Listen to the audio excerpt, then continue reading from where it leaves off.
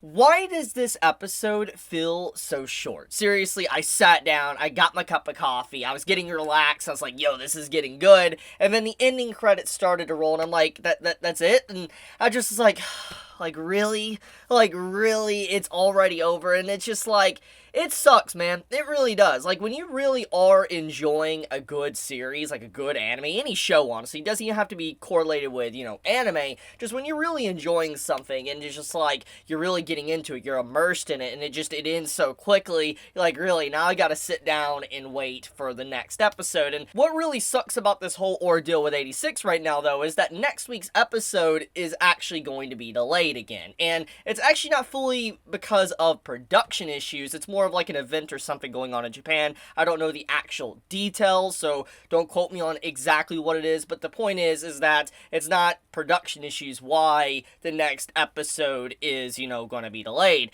But regardless, though, it's just like we're going to have another week to wait for another episode, and I guess the waits are definitely worth it. I mean, let's just think about the sheer quality that this episode gave us. There's really a lot to unbox and unpackage from just what episode 19 delivered. I mean, we had the whole scene with Curie and getting to see a little bit more about the Legion and how their chain of, operations work. And then you also have, like, the stuff with Shin and you have Frederica. There's some good stuff in this episode. So, I mean, the 1 week break we kind of had, it was worth the quality that this episode delivered. And the Morpho as well, getting to see its overall design, I have to say, it reminds me a lot of, like, an antlion. I don't know if I am actually correct on that, but when I just saw the way it kind of, like, faced up in the sky and you kind of see, like, pincers, it reminded me of something you would see from an antlion. Something that would sit in, like, the sand and then ready to, entrap its prey and then attack it. And I feel like it's very fitting when you think about the concept of the episode. For instance, it was about the Legion leading Shin and all of them into a trap to then attack them with a copy of the Morpho, Curie's main body, to strike them down. So I feel like that probably I am correct there. Like, for instance, that, it was an antlion depiction. But okay, let's back up for a second and let's talk about the Curie stuff. So, one thing that needs to be pointed out is that we got a huge amount of insight into just how the chain of command is for the Legion and kind of how humans are running the whole operation. I mean, we knew this since the beginning, since we found out about it, but the point, though, is we get to see kind of how the information is spread to the other, and kind of what the Legion does to those that it kind of incorporates into its very arsenal. For instance, the human brain. Now, we see Curie, and he's constantly saying, like, I'll kill you, and all that. Like, he's saying it continuously, repeating it over and over. We see that you could assume maybe the Legion has driven him mad. For instance, the reason why he's saying this is because that's just what the Legion does when it takes, somebody's head and puts it into a machine.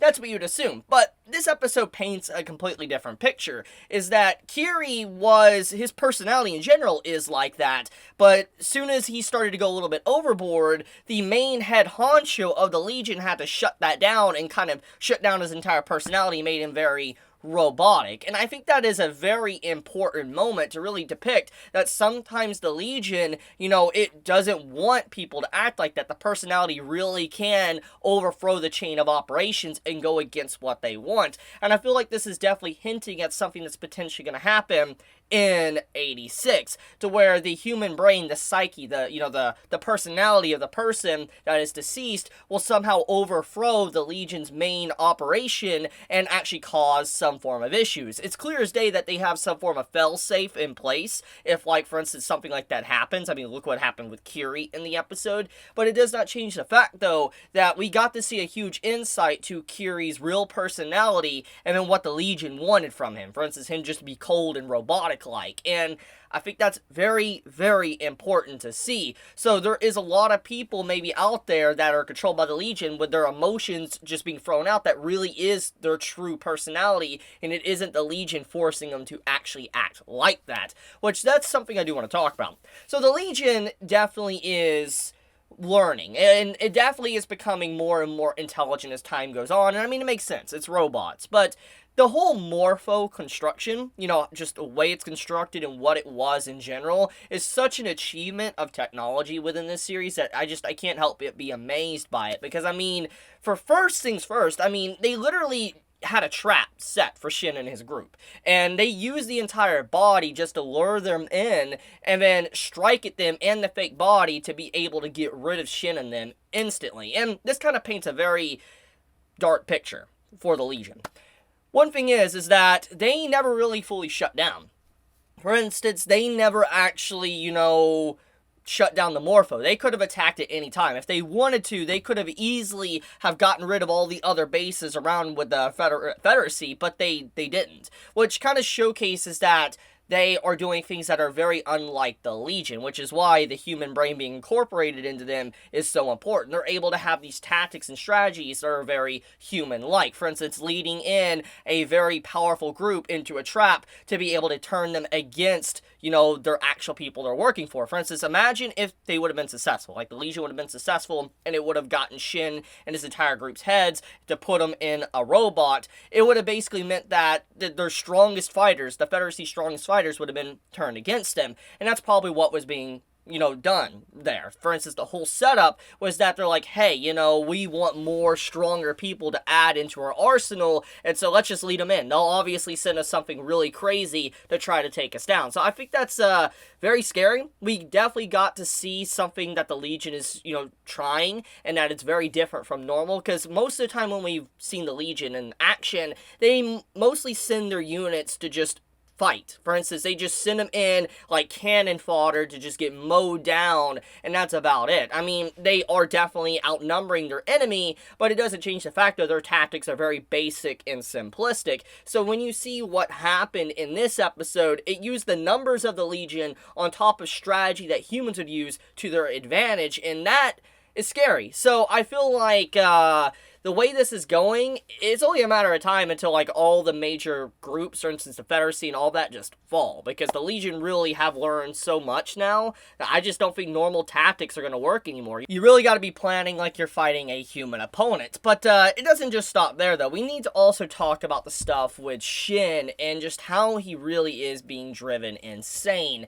We could see that his just overall attachment to wanting to fight is going to the point of insanity, and how he's just not listening to anyone around him when they were just continuously calling his name like Shin, Shin, Shin over and over again throughout the middle point of the episode. He was just completely ignoring it to just charge at Kiri and get rid of him, and it's very clear what type of person that Shin would become if he was to be incorporated into the Legion. He would probably be one of the strongest spearheaded, like, Legion robots that would be able to decimate the battlefield, because he would just be so focused on charging forward that it would be insane. It's kind of like the tactics of the Legion, of how they just want to keep throwing cannon fodder up against their opponent, but Shin would be able to do that with strategy, and that's the scary thing to think about. So I feel like we learned a lot this episode, and just Shin's personality, he has nothing else really holding him together, and it's literally just him wanting to take down Kiri and just fight to the very end until he dies. And I do hope, before everything is said and done,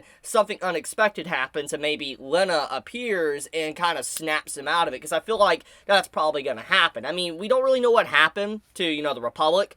We know they were obliterated. I doubt Lena is dead, but it's very likely that maybe they're out somewhere in the wild, just roaming, trying to get away. And I feel like maybe because of the fight and the way it's changing the, the landscape and where they're going, they're kind of pushing more so to the Republic, I believe, and because of that, they might encounter Lena if she is indeed alive. So if that does indeed happen, maybe that is what Shin needs to kind of wake him up to fight for something and not actually just die for no reason whatsoever. Speaking of dying for no reason, the whole Frederica stuff in the episode is incredibly dark. Like, oh my goodness, can we just go talk about that? Like, I like how Frederica appears, and she's like, hey guys, I'm your hostage, and because I'm here, you don't want to see someone like me dying, so you guys need to use me, basically, as a message that you need to get back alive. And with all of that, it's very wholesome, and it's like, man, I'm glad that, Frederica is there to kind of remind everybody that, don't just go out here to die and not have a plan back.